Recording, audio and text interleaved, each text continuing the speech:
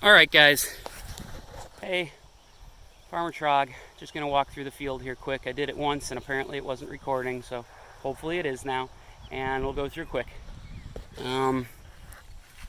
Is it recording? It is recording, wonderful.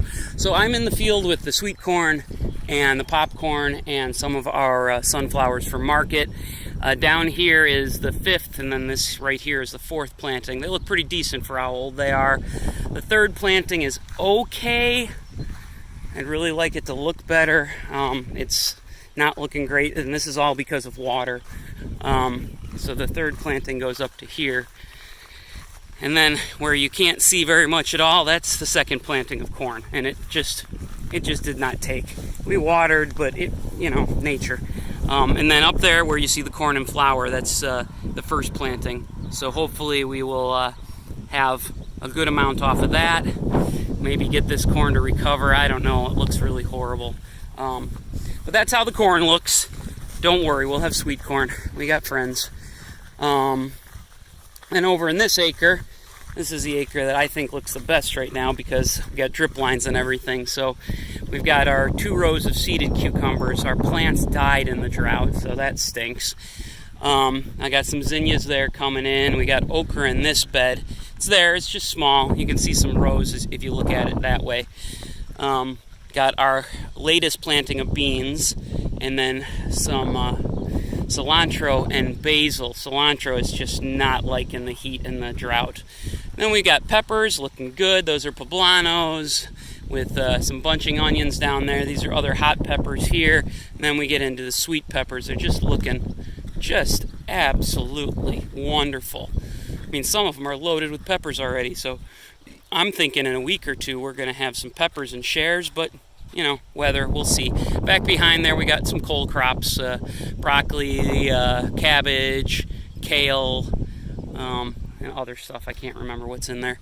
Then we've got our cherry tomatoes. These are some zebras, and these are some red cherries here. Of course, our sun golds with the bright orange, and as you can see, these are already fruiting up. We've been picking a little, but it's just not enough for shares yet.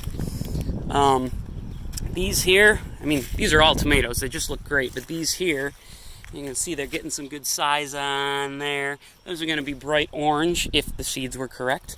They look wonderful. They're called Oma orange. And we've got our, regular stuff, our brandy wines. We got eggplants down there, mortgage lifters. I can't keep track of what's what here. It's on a list in my phone, so I can't exactly look at that right now. The ones that are really cool looking here, these are new for us. These are, I think, Royal Burgundy is what they're called. Look at the color on those. Just wonderful.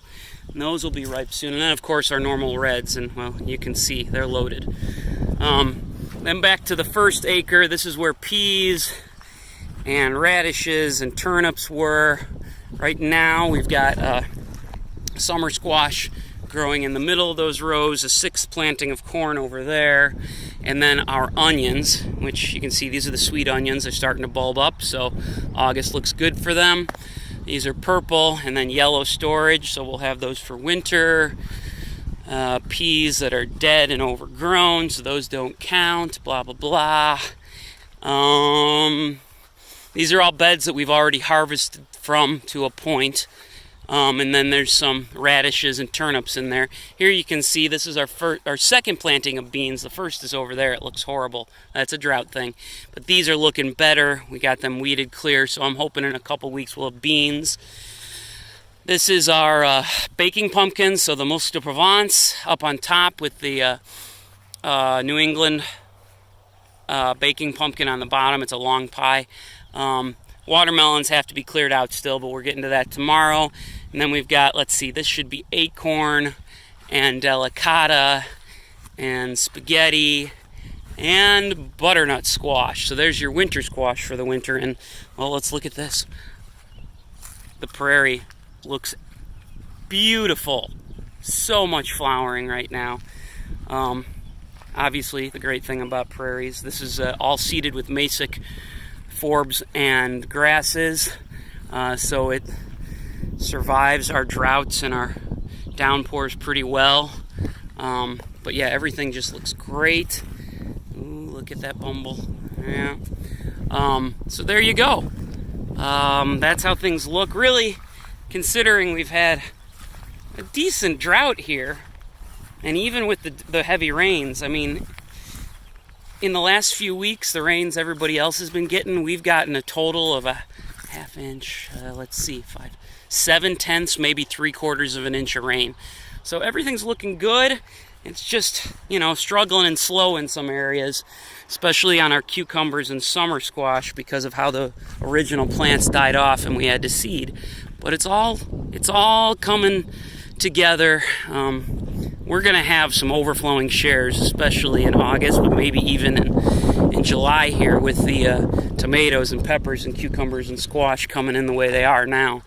And then way over there, that acre over there's no vegetables on it now, but I'll bet here, maybe not the next time I do a walk, but a few more weeks than that, it'll be in full flower of sunflowers. It's a whole acre of sunflowers. It's a cover, and we like sunflowers, so why not? Cover crop with sunflowers sounds good to me. Anyway, we'll talk to you later. There you go. Bye-bye.